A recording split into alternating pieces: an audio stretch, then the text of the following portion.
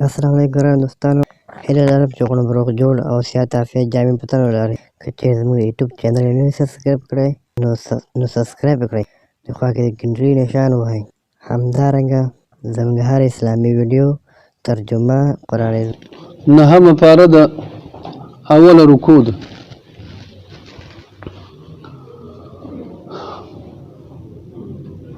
نحمده ونصلي على رسوله الكريم، أما بعد فأعوذ بالله من الشيطان الرجيم. بسم الله الرحمن الرحيم. وما أرسلنا في قرية من نبي إلا أخذنا أهلها بالبأساء والضراء لعلهم يضرعون. صدق الله مولانا العظيم. پتیر آیتونو مبارکو کې پر رکوګانو مبارکو کې د پنځو پیغمبرانو بیان الله پاک وکړ. قرآن عظیم الشان کې الله پاک د 25 پیغمبرانو ذکر کړی، د پیغمبرانو د قومونو ذکر شوی. الله پاک قصص او واقعات بیان کړي دي، خو د دنیا د کتابونو په ډول باندې الله پاک قصص نه دي بیان کړي. دنیا کتابونه چې کله قصه بیانې دي، یو کس د ولادت نه تر وفاته پورې د هغې بیان کوي. کلام پاک کې چې الله پاک کوم قصص بیانوي او کوم چې د غزای سره ضروري وي او کوم چې غزای سره پیدامن وي د خلکو دپاره یو عبرت وي، الله پاک مغه ځای بیانوي. که د قصې اول وي، که د قصې منځ وي، که د قصې اخري برخه وي، که هر ځای کې مطلب کم درس سره کم ځای سره کوم مناسبه ذکر د پیغمبرانو کېږي یا د هغوی د قومونو کېږي، الله پاک مغه ځای بیانوي. نو دې وجې نه الله پاک د 5 پیغمبرانو د قومونو ذکر وشو. تفصیلي بیان الله پاک ونه کړ، اجمالي بیان الله پاک وکړ، او په نورو صورتونو مبارکو کې هم د الله پاک د هغې ذکر به کېږي، دغه پیغمبرانو د قومونو ذکر به کېږي. الله پاک فرمایي کله چې زه یو پیغمبر یو کلي ته ولېږم، یو قوم یو قریې ته ولېږم، یو ملک ته ولېږم، خلک ولېږي دغه پیغمبر د مخالفت وکړي، زه په دې خلکو باندې امتحان راولم. امتحان څنګه امتحان؟ د آخره د فقر سره مخامخ سي، د ولږې سره مخامخ سي، د قسمه قسم مرضونو سره مخامخ سي. دغه خبرو ټول مطلب دای حکمت دای که دا خلک له دغه تکلیفونو څخه له دغه زحمتونو څخه عبرت واخلي او د الله حکم ته راجع سي او د الله د پیغمبر وینا ومني. کله چې دا خلک ولږي بغاوت د پیغمبر نه وکړي او دا خبره وکړي چې اشنا دا تکلیفونه خو په هر چا باندې راځي، دا هېڅ خبره نشته، په موږ هم تکلیفونه راغلي، په نورو خلکو هم تکلیفونه راځي، دا څه مسله نه ده، ډېره ضروري خبره نه ده. او دا خبرې کله چې شروع کړي او دغه واقعاتو نه عبرت وانخلي، په دې وخت کې بیا الله پاک په دې خلکو باندې ډېر نکسالي راولي، ښه ژوند الله پاک په دې باندې راولي، قسمه قسم نعمتونو باندې الله پاک دا خلک ونازي. کله چې ونازي په دې وخت کې دا خلک بیخي مغروره شي، بیخي دوکه سي، هغه فکر دا کوي که چېرته دغه عذابونه زموږ باندې کوم راغلي وو دا د الله د پیغمبر د مخالفت نتیجه وای، نو باید چې موږ په مغه عذاب کې پاتې شوي وای، د عذاب موږ نه لرې شوي نه وای، باید چې موږ ته دا نعمتونه او دا راحتونه راکړ شوي نه وای.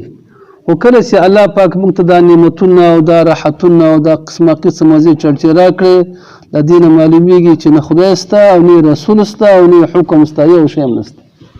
کله چې دا خلک ښه مغروره شي د الله د عذاب نه او بالکل په امن کې شي،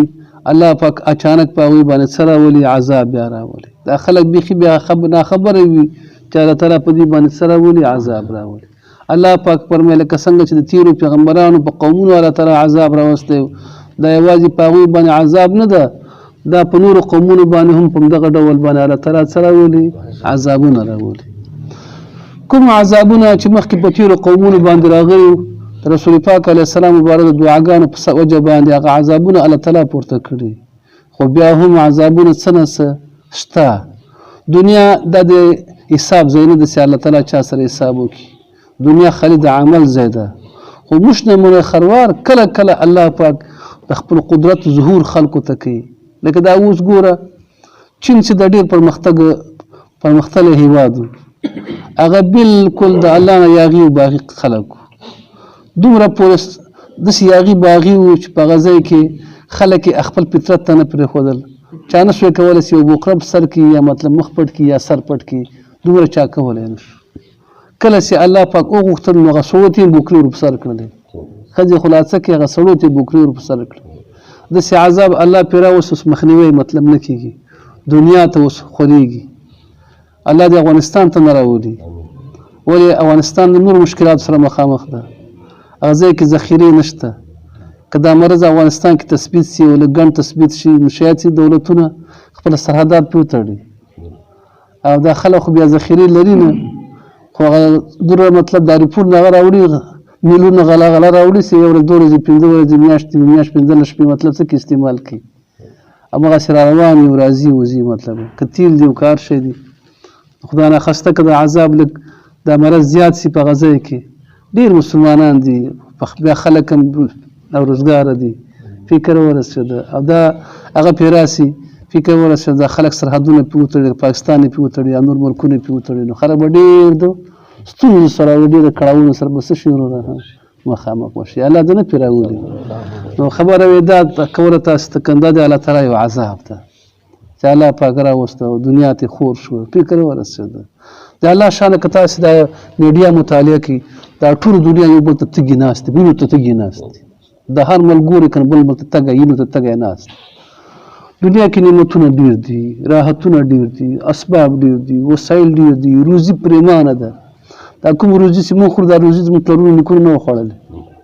حالدار وطن کې پریمانه ځمکې وي ښه پریمانه اوبه وي خو دا روزګان دا نعمتونه او نو دا دوی په غنمو نه ماړ شوي څومره شمې په دې غنمو ماړوي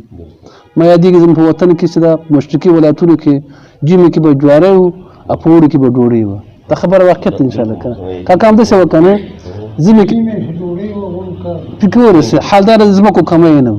د ځمکو کمی نه و که پرېمانه خلک چېرته دومره نفوس چېرته دی خدای بنده دا کوم نفوس چې په شپاړسم کې مې دا تقریبا په یو لویه قریه کې دومره نه و مطلب فکر ورسېد او مالداري څومره ډېره مالداري وه هر څه پرېمانه و خو د الله شان دی وګوره دا څومره نعمتونه الله پاک پیدا کړي څومره مخلوق زیاتېږي مور الله تعالی اسباب د روزي ورته پیدا کړي خو سکون نشته څه نشته راحت نشته دا ټول ملکونه ګوره یو بل ته پلانونه جوړوي اصلحې جوړي دا ملک به کله ولمو په څه شي به ولمو دا خلک به څنګه تباه کړو فکر ورسېده نو دنیا نه الله تعالی دا سکون پورته کړو دا د الله تعالی ګوره یو عذاب دا د الله تعالی یو عذاب چې د خلکو نه سکون پورته شو خلکو نه راحت څه شي وروره پورته ټول ملکونه تاسو ګورئ یو بل د بل ملک ته یینو ته تګی ناسته په څه طریقه باندې دا ملک ووهم او دا نه د هغه واخلم فکر ورسېده نو خبره دا شوه چې دا د الله تعالی یو قسم عذابونه ده طاعون چې ده د وباګانو دا په بن اسرایلو باندې ځای په ځای راغلی وي په نورو قومونو باندې راغلی وي فکر ده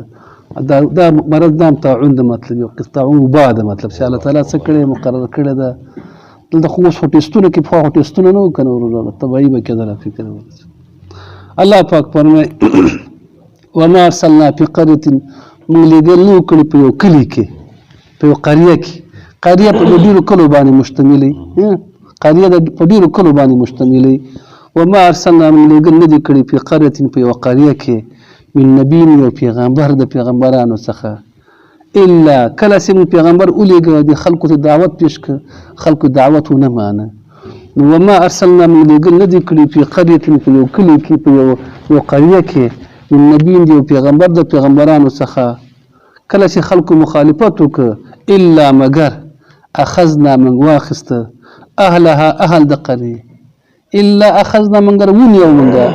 اهلها اهل د قريه بالبأساء په ولګو سره په فقر سره بأساء ولګه فقر والضراء په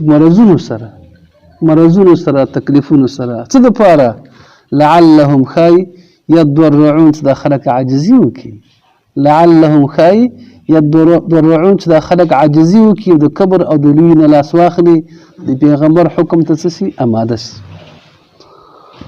الله پاک فرمایي کله د امتحان په دې خلکو باندې راغی دغه امتحان نه خلکو عبرت وانخیسته ال دین پن وانخیسته سی وانخیسته ثم بدلنا بیا من بدلک مکان السیئه په ځای دغه تکلیف باندې په غزای د عذاب باندې الحسنه نیکی معنا هغه فقر الله تعالی په وسعت مال باندې بدل کړ هغه مرضونه الله تعالی په صحتونو باندې بدل کړ ثم بدلنا بیا من بدل کړ مکان سیئات په ځان د چا باندې په ځای د تکلیفونو باندې په ځای د ولګو باندې په ځای د مرضونو باندې الحسنه نیکی حسنه سوا صحتو حسنه سوا وسعت مالو حتی تدې پورې عفو یا خلک زیات شو ځکه مخکې خو مرضونو باندې مړه کېده مرضونو ترې پورته شو حتی تدې عفو چې د آخرت شو زیات شو چې زیات شو په دې وخت کې د تیر عذاب نه دوی څه عبرت وانخیسته بلکې داسې یې ویلې وقالو دوی ویلې قد مس آباءنا الضراء رسېدلي زموږ پلرونو ته دا مرضونه الضراء تکلیفونه والسراء خوشحالي ای دا خو دنیا دارت منګوټی ده کله خوشحالي وي کله غمونه وي دا خو داسې نه چې همیشه خوشحالي وي نه همیشه غم وي خو داسې نه ویلې چې دا غم چا راوستی و دا خوشحالي چا راوستله دا غم مصیبت ولې راغی دا خوشحالي په څه وجه راغله دا سوچ ونه کړ وقالو دوی ویلې قد مس یقینا رسېدلی و آباؤنا زموږ پلرونو ته الضراء تکلیفونه والسراء خوشحالیانې الله تعالی فرمایي فاخذناهم پس ما ونیول دوی لره بغتة ناڅاپه فاخذناهم بیا ما ونیول دوی لره بغتة ناڅاپه وهم لا يشعرون او دوی نه پوهېدل وهم لا يشعرون او دوی نه پوهېدل چې دا د الله په عذاب له کومه خوا راغی او څنګه راغی بیا دومره موقع نه وه چې دا خلک بیا څه وکړي څوک فکر پکې وکړي الله تعالی ټول څه کړه ورته هلاک اوس الله پاک فرمایي ولو ان اهل القرى کچر اهل د کلو امنو ایمان راوړی وی واتقوا د الله د مخالفت نه ځان ساتلی وی واتقوا د الله د مخالفت نه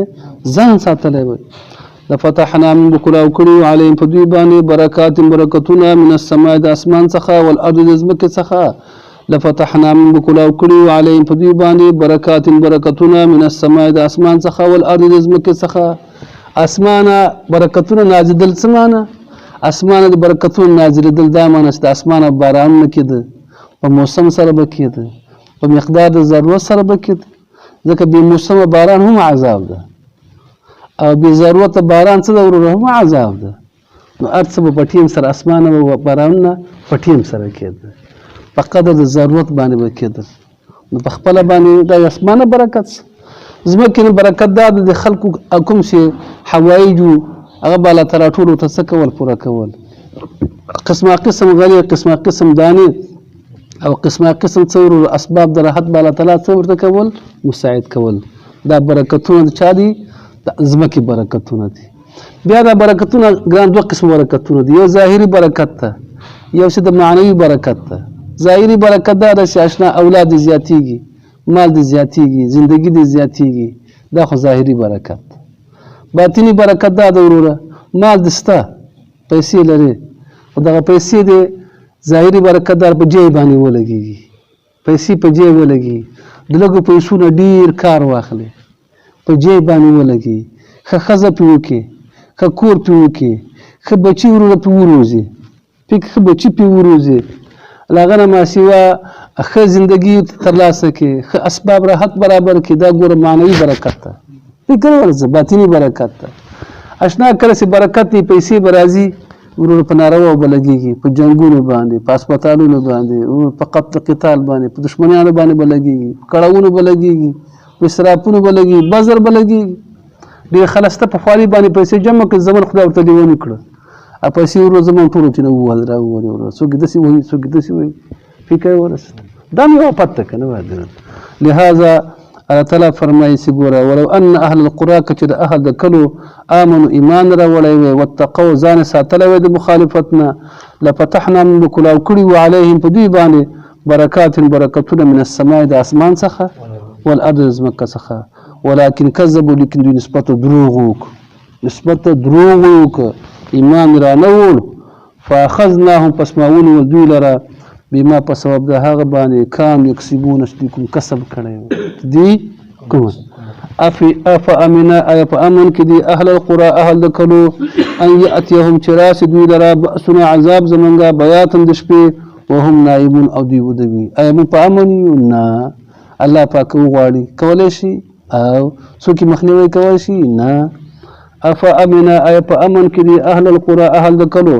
ان یاتیهم چې راشي دوی لره بأسنا عذاب زمونږه بیاتا د شپې وهم نائمون او دوی سیوري رها ودوي او امنا اي په امن کې دي اهل القرى اهل الکلو ان یاتیهم چې راشي دوی لره بأسنا عذاب زمونږه دوحن په غربه کې ان یاتیهم چې راشي دوی لره بأسنا عذاب زمونږه دوحن په غربه کې وهم يلعبون او دوی لوبې کوونکي وي دوی سویرو را په خپل لوبو باندې فکر یې نه وي افامنوا ايدي فامن كدي مكر الله د الله د عذابنا افامنوا ايدي فامن كدي مكر الله د الله د عذابنا فلا يأمر مكر الله فامن كنغني خلق د الله د عذابنا فلا يأمن فامن كنغني مكر الله د عذاب د الله نزان الا القوم الخاسرون مگر قوم زیانمن کافر خو په خدای عقیده نه لري نو په عذاب یې عقیده نه لري بالکل ځان په امن کې ګڼي چې هیڅ نشته خدای نشته عذاب نشته یو شی بل شی نشته افامنوا ايدي په امن کې دي مکر الله د الله د عذاب فلا يأمن په امن کې ځان نه ګڼي د الله د عذاب نه مگر څوک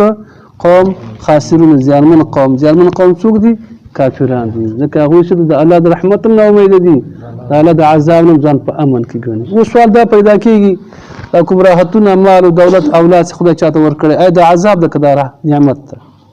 کچیر دغه مال اولاد د الله په لار کې مصرف دي دا رحمت ته او کدا د الله نه په بغاوت کې لګید ته په دې پوه شې دا مال او اولاد څه دی ورته دا عذاب الله دې موږ د الله د عذابونو وساتي دعا وکړي چې الله پاک موږ ته ژوند د خیر نصیب وګرځوه ژوند د امن او امان الله تعالی موږ ته نصیب وګرځوه الله په کوم ګناهونو باندې چې ته ناراض هغه ګناهونه موږ صبر کا توفیق ته توبه الله تعالی موږ ته نصیب کا الله پاک زمونږ د اعمال ستاسو رحمت جوړه کا د اعمال ترامون صادق او عقیده او فکر ستاسو رحمت سبب ګرځيږي الله د پریشانګۍ نه مساته عذابونو مساته بل ځانم الله پاک جوړ کا ژوند د خیر نصیب کا ټول پریشانګان مال تر ختم کا وسط